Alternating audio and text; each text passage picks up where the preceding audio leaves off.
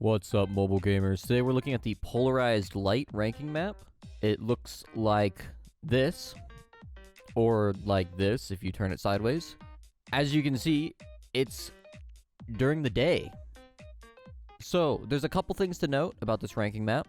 In the middle here, you see two bomb dispensers surrounding a giant fucking cannon on rails. The left one is like a better landmine ferry, and the right one is an EMP. The EMP is player targeted, so you chuck it at an enemy, and for that turn, it gives them a overall stat debuff, and for the turn after, they can't move. To the left of the command post here, there's an M4A1 support echelon. If you bring her to the radar node on the far left, and you end turn while she's standing on it, you will get 100,000 points. To the right here, you see a fuck ton of powerful enemies. These are the guys you're going to want to landmine. Below them, in this area over here, is a bunch of weaker enemies. This is where you're going to want to send your AR, SMG, rifle squads to go farm points. This is also where Parachute Ferry comes in handy, because you're going to want to parachute down here, kill 5 enemies, retreat, parachute down, kill 5 enemies, retreat.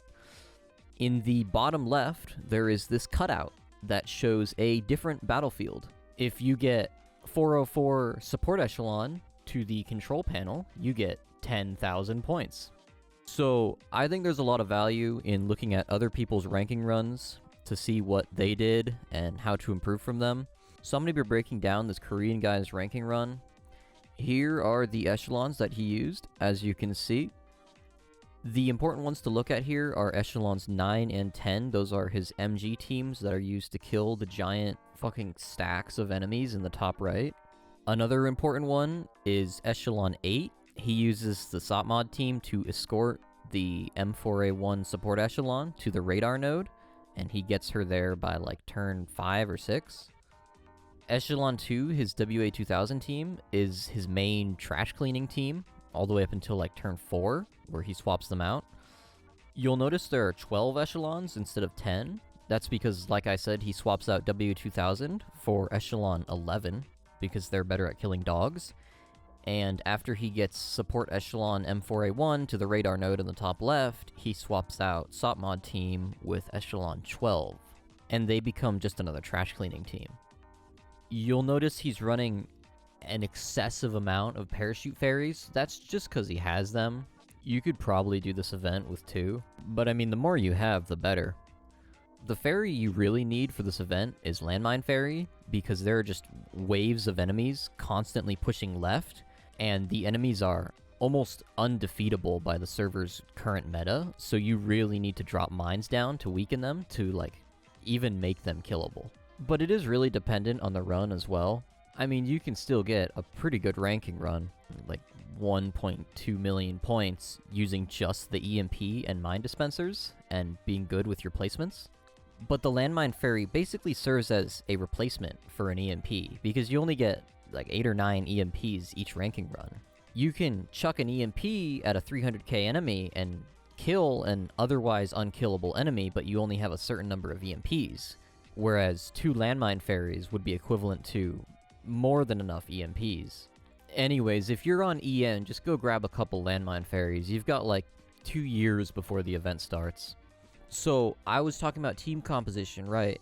The rest of these are just garbage teams. Throw whatever the hell you have, they clean up trash. That's about it. By the time this event starts, if you're on EN servers, you're probably going to have all of your heavy ordnance maxed. You're going to spend a lot of time organizing these guys.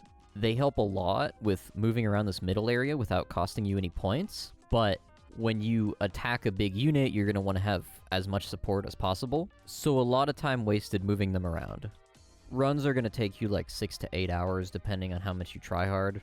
Anyways, these are the paths that each echelon on his team took. As you can see, a lot of these don't even leave spawn. Like, some of them just chill. They're purely used for movement and don't even enter battle. You can see his WA2000 team goes all over the place. That's because it's the parachute team. They get parachuted to and from the bottom of the map all the time to just farm enemies. Echelons 4, 5, and 6 are used later throughout the run to just farm trash and grind for points. Dedicating 3 echelons to the bottom right of the map gives you a good amount of power to wipe out whatever trash spawns down there. Echelon 7 gets parachuted to the cutout in the bottom left, and is kind of the reason you need 2 parachute ferries, because one parachute ferry helps a lot with getting rid of trash, and the other one gets sent down here. Echelon 8 is obviously the SOPMOD team who helps escort the M4A1 support echelon to the radar node. The support echelon can actually kill most of the zombies themselves, but you're going to want to use your own team for the super mutant behemoth looking dudes. And lastly, teams 9 and 10, the MG teams, are not going to move around that much, actually. They're just going to chill around this area up here, plant bombs, throw EMPs, and attack giant tanks and 300k stacks. You will, however, have to move them to the Ares mech when that spawns, along with a bunch of other heavy ordnance. And on the topic of that, the Ares mech battle is actually pretty easy. There's a bug right now on CN servers where you can one-tap him with Deagle. That's definitely going to be patched in future versions of the ranking map, but even without the Deagle bug, it's not hard to complete. You just have to have the right squad. Also, the teams shown in the video weren't the best teams you could get. That would look something more like this. Or this. But as of now, you could still reach top 5% with the teams shown in this video, even without using Landmine Ferry.